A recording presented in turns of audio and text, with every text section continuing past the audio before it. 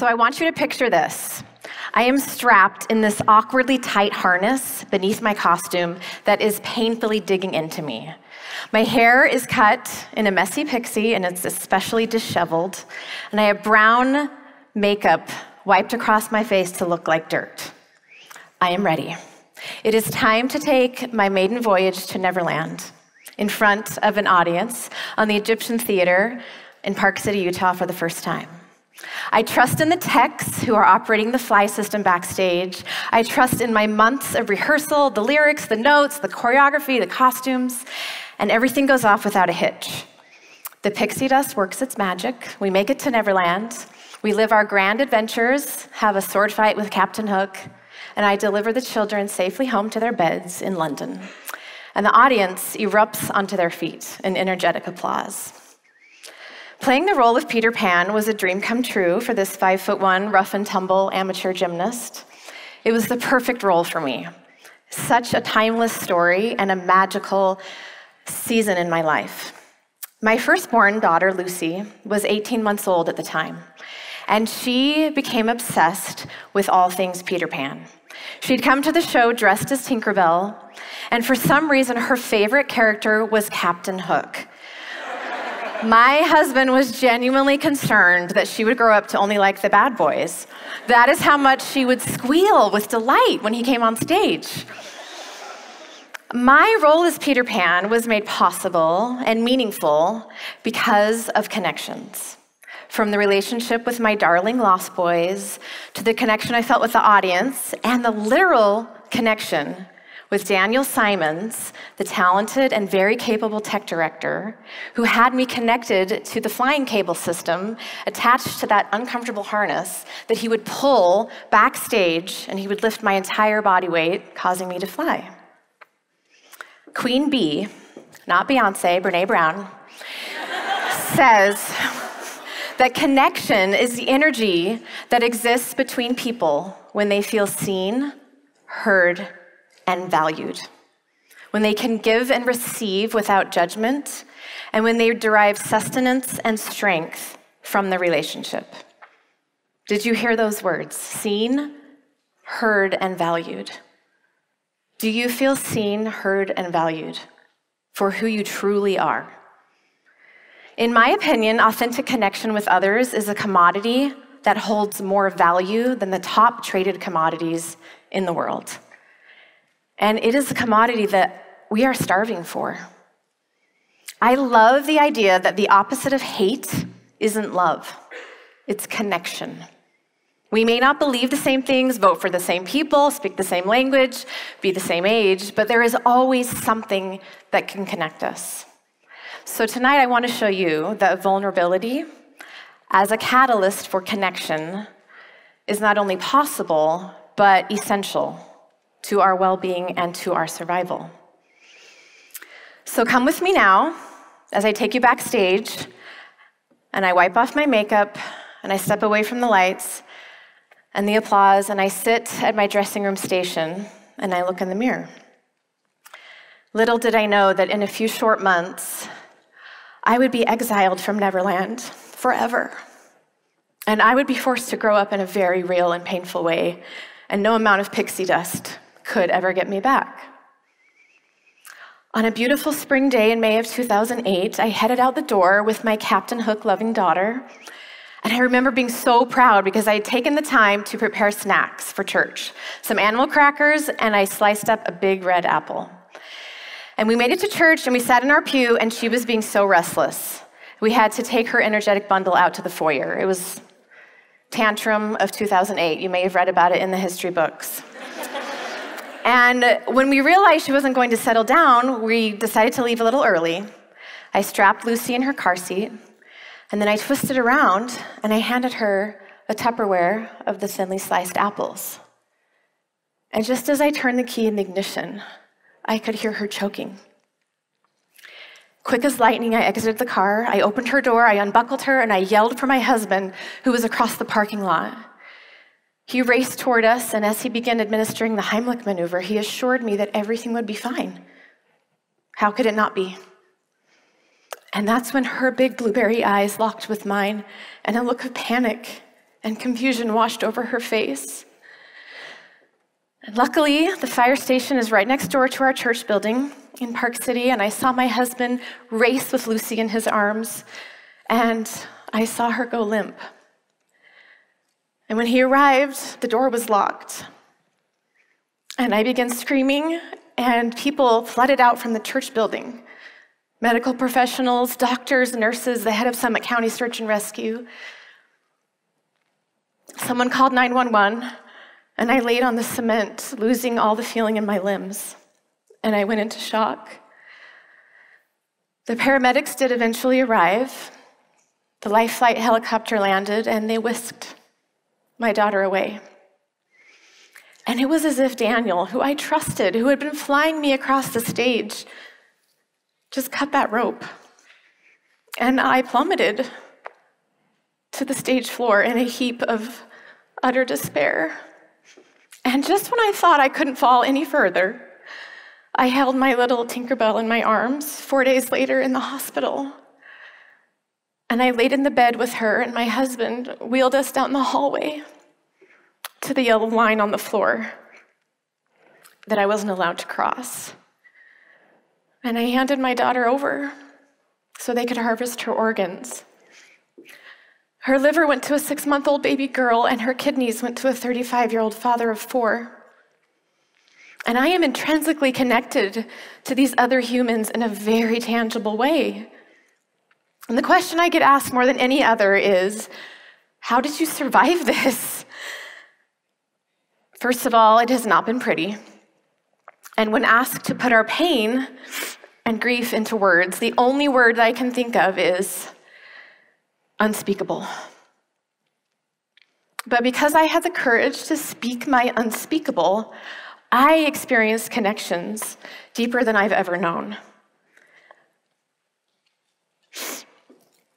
I felt seen, I felt heard, and it gave others permission to do the same and to speak their unspeakable to me. Pain is a powerful connector. And my connection with others is truly what saved my life when my daughter lost hers. And now, because I have shared my unspeakable with you, we are all connected, and it is an honor. Another way to create connection involves your talents and gifts.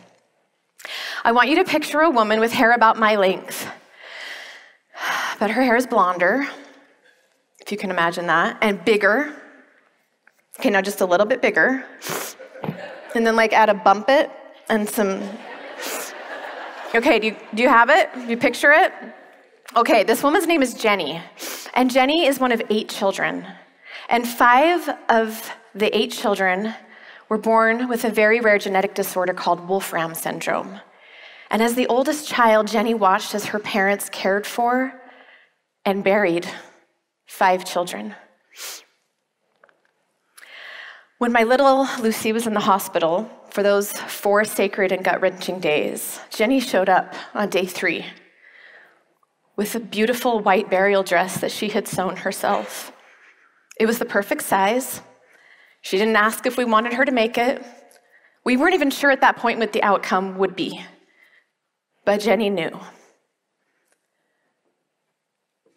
She had done this 5 times. She knew exactly what to do, from the burial dress to the balloons to the flowers, the luncheon. She knew exactly what to do. One of my favorite quotes from Neal A. Maxwell, "Recall the Star of Bethlehem.